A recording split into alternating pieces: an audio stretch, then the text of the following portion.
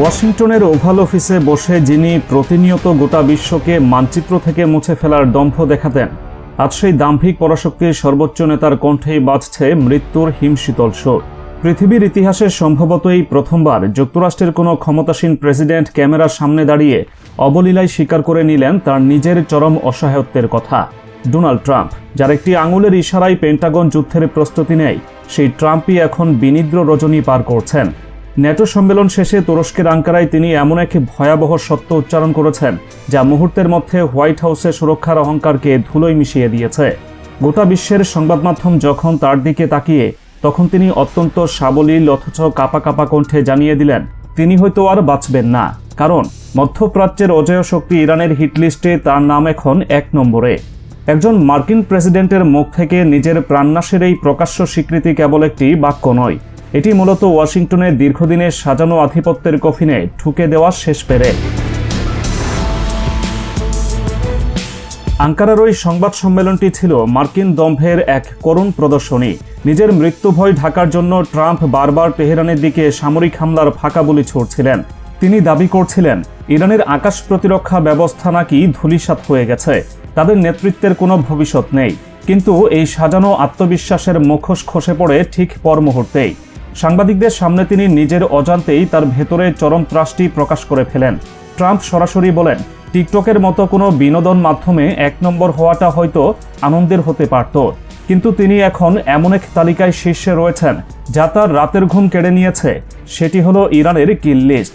তিনি জানেন তেহরানের লক্ষ্যবস্তু একবার নির্ধারিত হলে পৃথিবীর কোনো বাংকারই আর নিরাপদ নয়। নিজের চরম নিরাপত্তাহীনতা ঢাকতে ট্রাম্প হুঙ্কার দেন, ইরান যদি আঘাত করে তবে যুক্তরাষ্ট্র নাকি তার 10 গুণ শক্তিতে ঝাঁপিয়ে পড়বে। কিন্তু তার এই বাগাড়ম্বর প্রমাণ করে দিয়েছে পেন্টাগনের অত্যাধুনিক সমরাস্ত্র আজ ইরানের নিখুঁত সামরিক কৌশলের কাছে কতটা অসহায়। কূটনীতির সমস্ত দরজা সজোরে বন্ধ করে দিয়ে ট্রাম্প কার্যত নিজের ভয়াবহ পরিণতিকেই যেন আমন্ত্রণ জানিয়েছেন। মার্কিন প্রেসিডেন্টের এই রক্তহীন করা স্বীকারোক্তি এবং একই সাথে দেওয়া আস্ফালনের পর তেহরান নীরব থাকেনি। ইরানের দিক থেকে ধেয়ে আসা প্রতিক্রিয়া ছিল যেন জ্বলন্ত আগ্নেয়গিরির অগ্ন্যুৎপাত।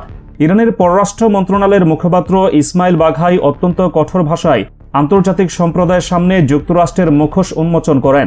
তিনি সরাসরি আঙুল তুলেন ওয়াশিংটনের চরম বিশ্বাসঘাতকতার দিকে। স্পষ্ট জানিয়ে দেন যে চুক্তির বরখেলাপ করে যুক্তরাষ্ট্রই মূলত এই সংঘাতের আগুন জ্বালিয়েছে। এর ঠিক পরপরই ইরানের উপপররাষ্ট্রমন্ত্রী কাজেম গারিবাবাদির কণ্ঠে ধ্বনিত হয় তেহরানের কঠিন প্রতিজ্ঞা। তিনি ডোনাল্ড ট্রাম্পকে সরাসরি একজন আন্তর্জাতিক অপরাধী এবং রক্তপিপাসু হত্যাকারী হিসেবে আখ্যায়িত করেন। গারিবাবাদী বিশ্বকে জানিয়ে দেন ওয়াশিংটন কেবল শক্তির ভাষা বোঝে, আর তেহরান সেই ভাষাতেই তাদের জবাব দিতে সম্পূর্ণ প্রস্তুত। ইরানের এই নির্ভীক অবস্থান প্রমাণ করে তারা মার্কিন হুমকিতে তোয়াক্কা তো করেই না, বরং আগ্রাসনের জবাব দিতে তারা মানসিকভাবে কতটা আক্রমণাত্মক। এই ভয়াবহ সংঘাতের নেপথ্যের ইতিহাস ঘাটলে দেখা যায় যুক্তরাষ্ট্র তার চিরাচরিত প্রতারণার স্বভাব থেকে কখনোই বেরিয়ে আসতে পারেনি। আন্তর্জাতিক রীতিনীতিকে বৃদ্ধাঙ্গুলি দেখিয়ে ওয়াশিংটন যখন একতরফাভাবে ইসলামাবাদ সমঝোতা চুক্তি লঙ্ঘন করে, তখন তেহরান তার সার্বভৌমত্ব রক্ষার চূড়ান্ত সিদ্ধান্ত নেয়। গত 5 জুলাই শনিবার হরমুজ প্রণালীর বুকে ঘটে যায় এক যুগান্তকারী ঘটনা।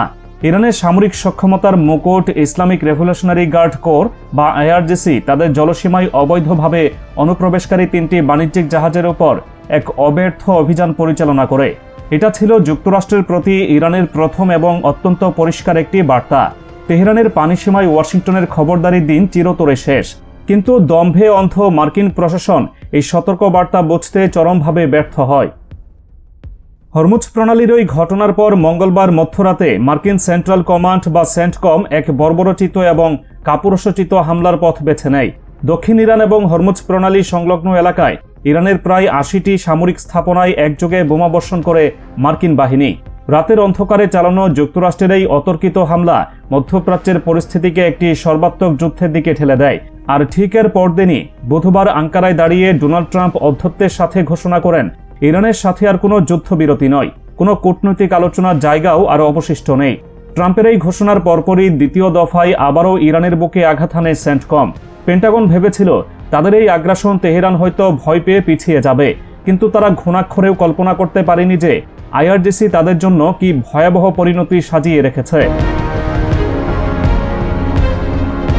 মার্কিন বাহিনীর সেই দ্বিতীয় দফার হামলার পর বুধবার রাতের আধার যখন পুরো মধ্যপ্রাচ্যে নেমে আসে, তখন শুরু হয় ইতিহাসের অন্যতম ভয়াবহ এক প্রত্যাঘাত। আইআরজিসি তাদের সামরিক শক্তির এমন এক বিধ্বংসী রূপ প্রদর্শন করে যা ওয়াশিংটনের সামরিক কর্তাদের শিরদাঁড়া দিয়ে ঠান্ডা স্রোত বইয়ে দেয়। তেহরানের মাটি থেকে ঝাঁকে ঝাঁকে মিসাইল এবং অত্যাধুনিক ড্রোন ধেয়ে যায় কুয়েত এবং বাহরাইনে অবস্থিত মার্কিন সামরিক ঘাঁটিগুলোর দিকে। বৃহস্পতিবার সকালে ইরানের রাষ্ট্রীয় সংবাদ মাধ্যম IRIB যখন এই নিখুঁত অভিযানের খবর সম্প্রচার করে, তখন পুরো বিশ্ব স্তব্ধ হয়ে যায়। আইআরজিসির নৌ এবং এরোস্পেস বাহিনীর যোদ্ধাদের এই যৌথ অপারেশন ছিল সামরিক ইতিহাসের এক মাস্টারপিস।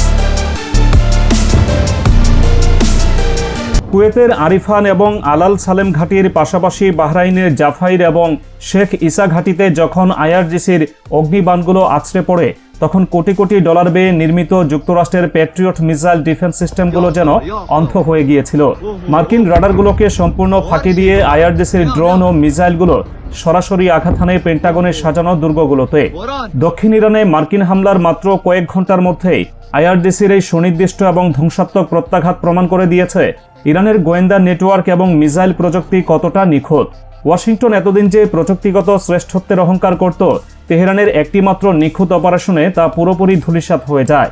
কুয়েত এবং বাহরাইনের মাটিতে থাকা মার্কিন সেনারা বুঝে যায় মধ্যপ্রাচ্যের কোথাও তারা আর ইরানের নিশানার বাইরে নয়।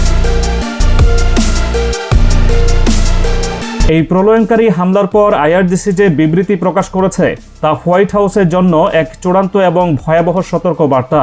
আইআরজিসি অত্যন্ত স্পষ্টভাবে ঘোষণা করেছে, কুয়েত এবং বাহরাইনের এই হামলাটি ছিল মার্কিন চুক্তি ভঙ্গকারীদের বিরুদ্ধে তাদের পাল্টা পদক্ষেপের কেবল প্রথম পর্যায়, অর্থাৎ এটি কেবল একটি ট্রেলার মাত্র।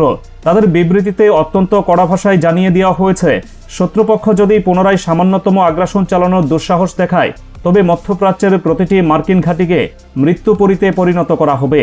তেহরানের এই চূড়ান্ত হুঙ্কার প্রমাণ করে মধ্যপ্রাচ্যে ক্ষমতার চাবিকাঠি এখন আর ওয়াশিংটনের হাতে নেই। ডোনাল্ড ট্রাম্পের মতো দুর্দণ্ড প্রতাপশালী নেতার চোখে আজ যে মৃত্যুর আতঙ্ক স্পষ্ট, তা কোনো বিচ্ছিন্ন ঘটনা নয়। এটি মূলত ইরানের কঠিন সামরিক প্রস্তুতি, আপোষহীন মানসিকতা এবং তাদের অব্যর্থ প্রতিরোধেরই এক ভয়াবহ সুন্দর বিজয়।